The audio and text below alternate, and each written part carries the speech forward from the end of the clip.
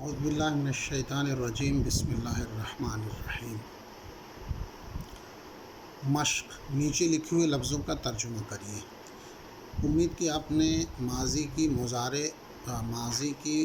مثبت اور منفی کی گردان یاد کر لیا ہوگا۔ اس میں لفظ نصرہ سے اس کی گردان دی ہوئی تھی۔ نصرہ، نصرہ، نصرو، نصرت، نصرتا، نصرنا، نصرتا، نصرتما، نصرتم، نصرتے، نصرتما، نصرتن، نصرت، نصرنا۔ اور اس کا مجہول بتایا گیا تھا کہ اس پہلے لفظ کو پیش دے دیجئے اور دوسرے پہ زیر دے دیجئے۔ نصرہ، نصرہ، نصرو، نصرت، نصرتا، نصرنا، نصرتا، نصرتما، نصرتم، نصرتے، نصرتما، نصرتن، نصرت، نصرنا۔ یہ اسی ردم سے اور ایسے ہی یاد کر لینا تھا۔ جب یہ یاد کر لیں گے تو اب کوئی بھی لفظ ان وزن پہ آئے گا تو آپ آسانی سے سمجھ لیں گے۔ جیسے کہا گیا نیچے لفظوں کا ترجمہ کریے۔ ضربو، اب ضربہ سے گردان میں ضرب، ضربا، ضربا، ضربو، ضربو وہ سب مارے گئے، صیغہ جمع مذکر غائب۔ قتلو، قتلا، قتلا، قتلو، قتلت پوری گردان ہے، قتلو وہ سب قتل کیے گئے، صیغہ جمع مذکر غائب۔ رزقو وہ سب رزق دیے گئے، صیغہ جمع مذکر غائب۔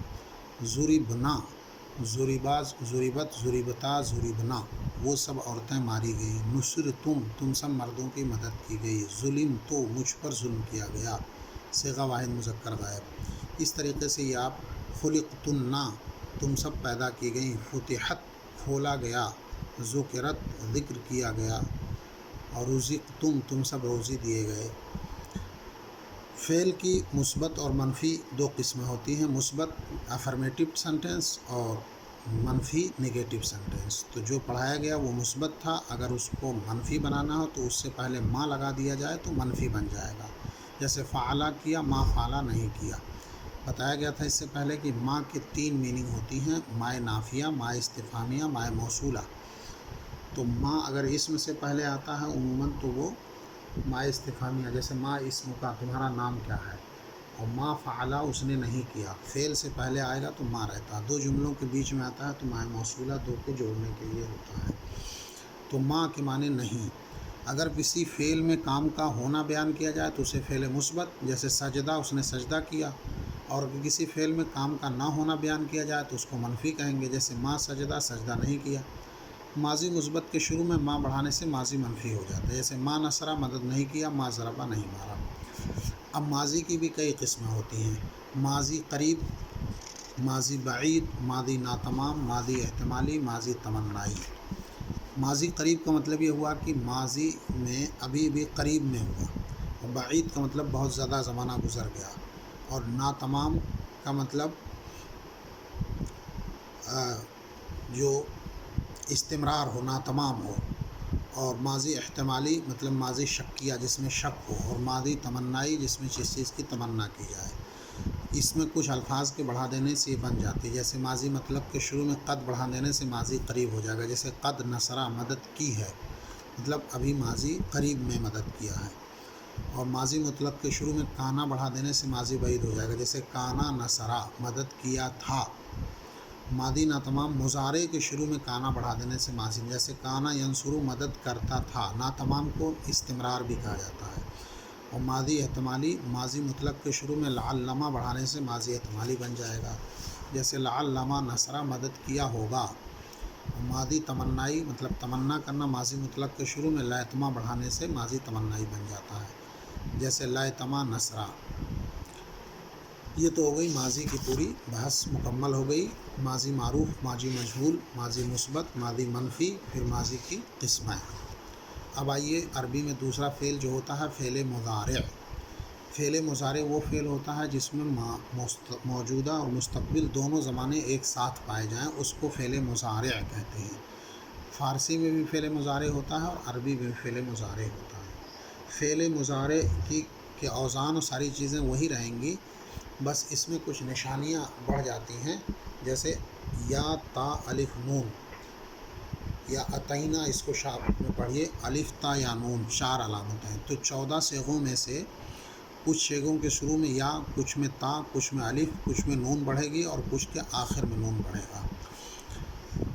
تو فعل مضارع وہ فعل ہے جو زمانے موجودہ یا آئندہ زمانے میں کسی کام کے کرنے یا ہونے کو بتائے، جیسے ینصرو مدد کرتا ہے یا کرے گا، یضربو مارتا ہے یا مارے گا، یفتحو کھولتا ہے یا کھولے گا، یسمعو سنتا ہے یا سنے گا، یکرمو بزرگ ہوتا ہے یا ہوگا۔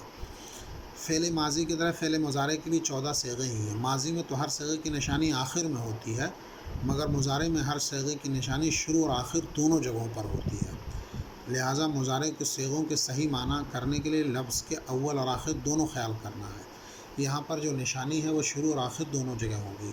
مضارع کی نشانیاں 4 ہیں: یا، تا، الف، نون۔ ان چاروں میں سے کوئی ایک مضارع کے شروع میں ہوگی اور مضارع کے آخر میں 5 جگہ پیش، 2 جگہ نون جمع مؤنث اور 7 جگہ نون اعرابی ہوگا۔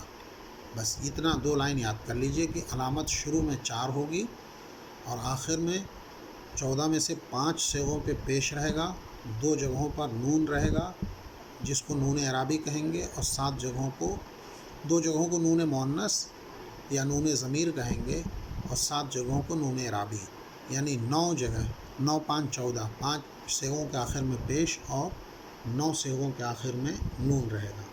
پھر یہ نون کی 2 قسمیں ہیں: 2 صیغوں کے آخر کے نون کو نون ضمیر یا نون مؤنث کہیں گے اور 7 جگہوں کے نون کو نون اعرابی کہیں گے۔ یہ گردان کا چارٹ دیا ہے، اس سے آپ کو یاد کرنا ہے۔ ینصر ینصران ینصرون، نیچے کی طرف سے چلیں گے۔ ینصر ینصران ینصرون، تنصر تنصران ینصرنا، تنصر تنصران تنصرون، تنصرین تنصران تنصرنا، انصر ننصر۔ یہاں دیکھیے 2 بار لکھ دیا سمجھنے کے لیے۔ تو ینصرو یہاں پہ دیکھیے 1، ینصران ینصرون اور ینصرنا، یہ 4 صیغوں کے آخر میں یا لگی ہے۔ اور تنصر تنصران تنصران تنصرون، تنصرین تنصران تنصرنا، یہ ان میں سے کے آخر میں یا لگی ہوئی ہے اور 2 صیغوں کے آخر میں الف لگا ہے، انصر ننصر۔ تو ینصر 1، ینصران 2، 3، 4 صیغوں کے شروع میں یا لگے گی اور 2، ایک میں الف ایک میں نون، تو ہو گئے 4 2 6، اور 6 کے بعد 9 کے شروع میں تا لگے گی۔